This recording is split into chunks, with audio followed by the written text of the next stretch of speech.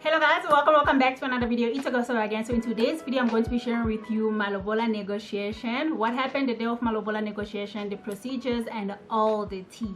So my Lobola negotiation was a little bit different compared to my sisters because I'm from a family of 6 girls and 3 boys, and all my sisters got married before me. So I saw all my sisters Lobola negotiation, how everything happened and how mine happened as well. So the only difference between my sisters Lobola negotiation and mine is that I got married to someone who's not from my country, who's not from my culture, who's not a Congolese at all. So that was the only difference. And to be honest with you guys, when it comes to African culture, we can have differences here and there, but when it comes to marriages, Lobola and all those type of things, the differences are not that big. It can be only the things that you ask, how you guys celebrate and all small little things, but the rest of the things, the procedures happens exactly the same. I was even surprised myself before even getting married to my husband. When we were like getting ready to take the things further,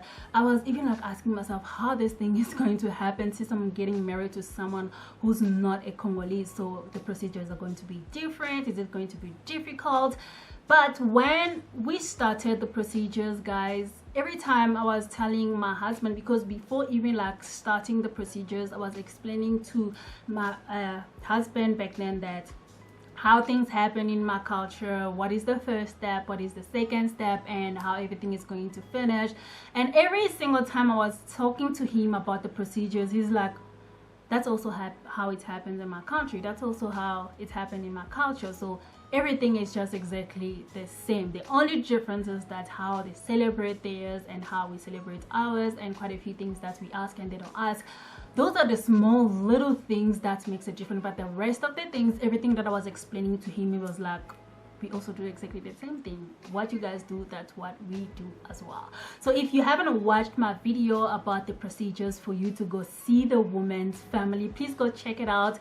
I'll be leaving it on the description down below, or you'll be seeing it popping up somewhere there. So please go check that video out. So without wasting your time, guys, if it's the first time watching my video and you like what you've seen so far, please consider subscribing to the channel. After doing so, leave it on the comment down below, say subscribe, for me to give you a warm welcome to the family and just thanking you for choosing to be part of this beautiful family. And please don't forget to give this video a thumbs up because it really helps with the YouTube algorithm.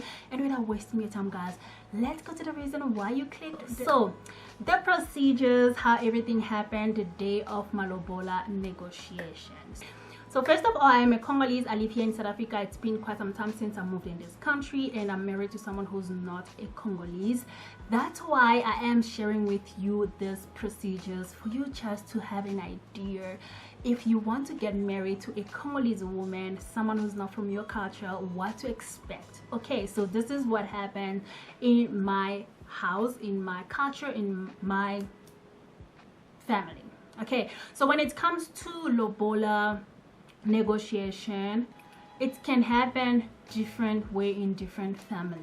Some families in Congo, when you are going for Lobola negotiation, the party will be the same day. You know, other people, they'll make the party 2 days after, other people a week after. So it just depends on your family how you are going to plan this. And when it comes to the party, it's always depends on the woman's family, because it's the woman's family who is going to receive you as the husband, as a welcome to the family type of a party. So that's a bit of that. So first of all, for you, those who don't know what is a Lobola or Lobola negotiation, so I'm just going to explain it my own way, and if I don't explain it well and you know how to explain it well, so please leave it on the comment down below. Okay, so Lobola or Lobola negotiation is when you are going to the woman's family to negotiate about the list that they gave you the day that you went to see them for the first time. So in my family, in Congolese family, when you are going to see the woman's family for the very first time, after having the talk with the father, the family members, they are going to give you a list of things that you are going to bring to the family for you to marry their daughter. So you'll be having that list with you and go through it, and the day that you're ready to go give the stuff, you will send your family members you don't go there, you as a man, you send your family members. So the day you are going to send your family members, they are going to discuss about the list and see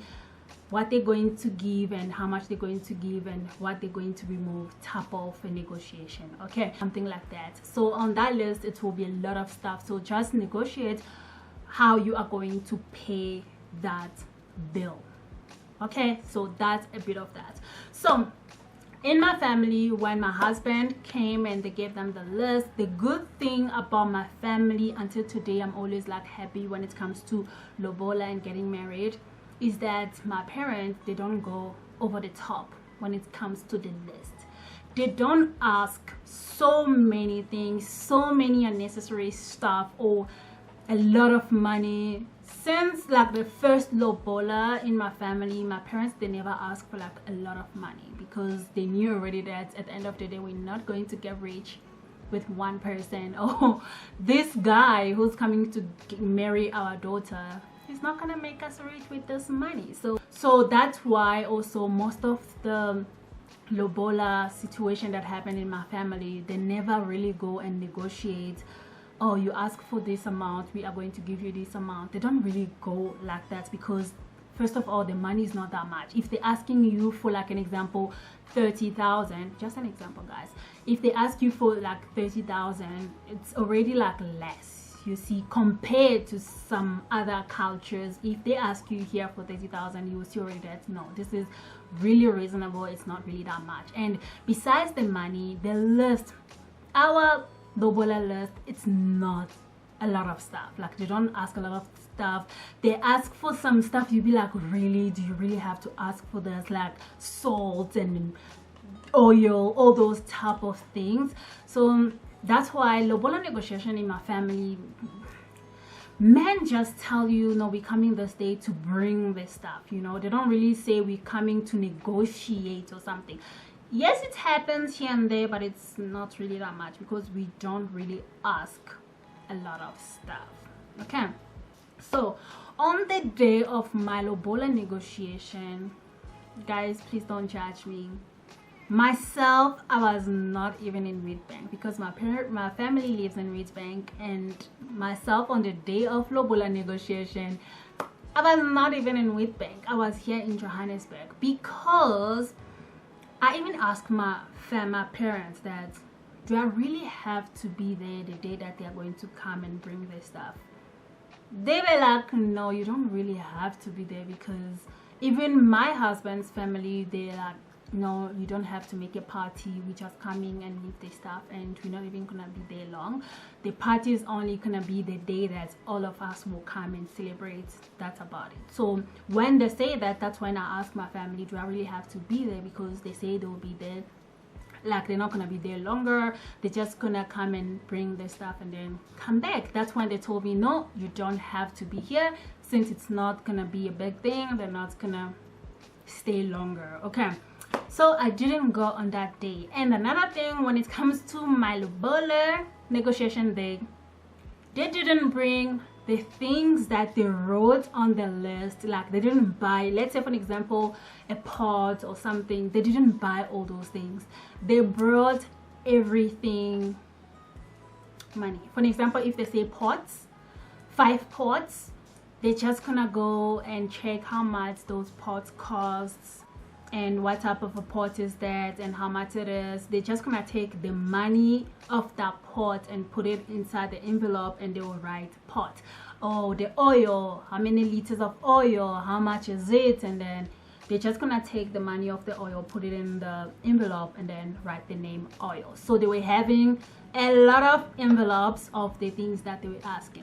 Reason why they did that, they even asked me, do we really have to buy everything that you guys wrote here?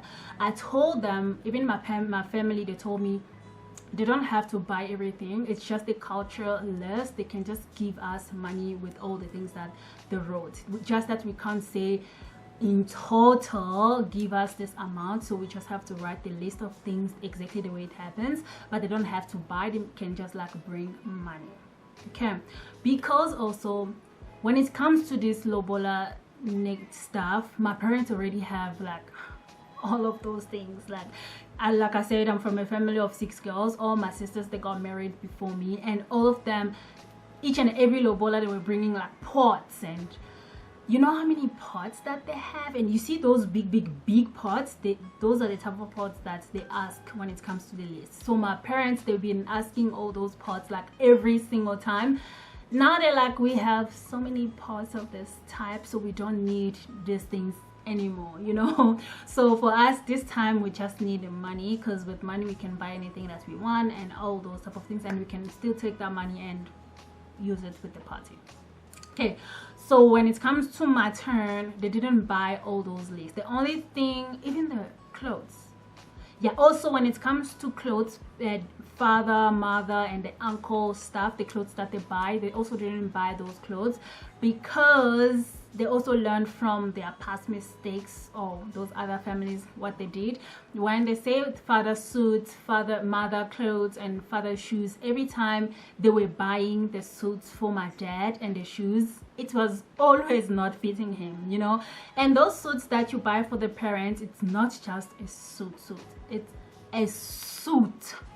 No, it must be proper. It must be like 100% proper, because this is not just a suit, it's a Lobola for the parents. Okay, so every time they were buying my dad a suit, it's either small, it's short, because my dad is tall, you know, it's very tall. So if you don't really know his size, you ended up buying him things that will never fit him. So he must be there for you to buy him anything to wear. So every time they were buying him, it was always not fitting him. The shoes were always small, the pants, it was always short, either small, either it's not fitting. That's what was happening, you know. And he was always like ended up buying clothes by himself and not wearing what like they bought him for that day. So for my turn, he decided to ask for money. Like everything, they must just like put money in there and then bring it like that, which was also amazing. And you know, so on my day, I didn't go. I told my parents told me I don't have to be there, because they also didn't want a party on that day. On our side, what we decided to do is that, okay, with my sisters, it's happened, the people came in the morning, and then later on it's the party. Most of the people do it like that. The day that people will come to your family, the man's family will come to your family, is the day that the party will happen. So they will come maybe in the morning, and then later on is the party. So for us, it didn't happen that way. So they came, it was a week before the party, during that week. So they came like on Monday or Tuesday, then the party was on Saturday. That's how we planned it.